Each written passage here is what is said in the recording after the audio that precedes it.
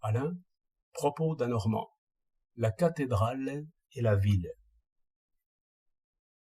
Je me suis souvent demandé pourquoi une église neuve, de style gothique et d'ailleurs copiée sur les plus beaux modèles, est presque toujours laide à regarder. Bien des raisons l'expliquent sans doute.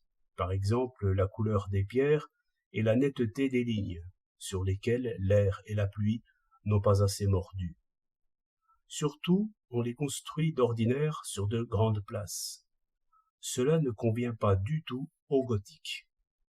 Il ne faut point séparer la cathédrale de la ville.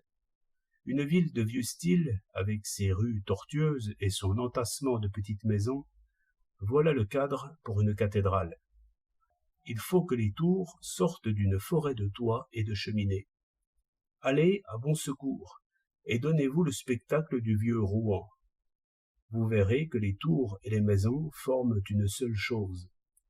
Il y a des villes, comme Amiens et surtout Bourges, où la masse des maisons, vue dans son ensemble, continue l'édifice par le bas et lui donne du pied. Réellement, la cathédrale commence alors au faubourg et se termine au sommet des tours. Toute la ville s'achève en cathédrale. Un tel spectacle est beau, je pense, principalement parce qu'il exprime une forme de vie en société et un tissu de relations humaines. Cette structure serrée, si l'on y pénètre, donne de vives impressions que l'architecte n'a point cherchées. Si je suis quelques petites rues qui montent, me voilà pris dans la cité, le nez en l'air, cherchant le ciel et les nuages. C'est alors qu'une flèche, une ogive, une rosace me saisit par sa hauteur et m'enferme dans l'humanité. Je dirais presque qu'une cathédrale doit se lire de haut en bas. Quand mon regard est ainsi impérieusement ramené vers la terre, il doit rencontrer des maisons, des échoppes, des métiers, toute la ville. Ces toits, qui s'accotaient aux piliers gothiques, unissaient les pierres aériennes aux pavés de la rue, et cela était plein de sens. Mais nos pédants archéologues y perdaient leur définition.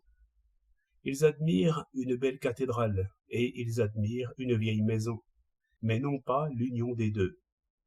S'ils le pouvaient, ils mettraient la cathédrale en vitrine dans une salle de musée, et la vieille maison dans une autre salle. Faute de mieux, ils nettoient la cathédrale jusqu'aux pieds.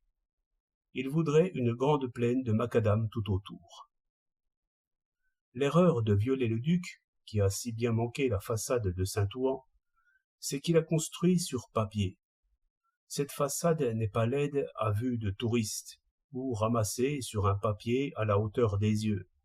Mais regardez-la d'en bas, comme il faudrait si vous étiez serré dans une petite rue.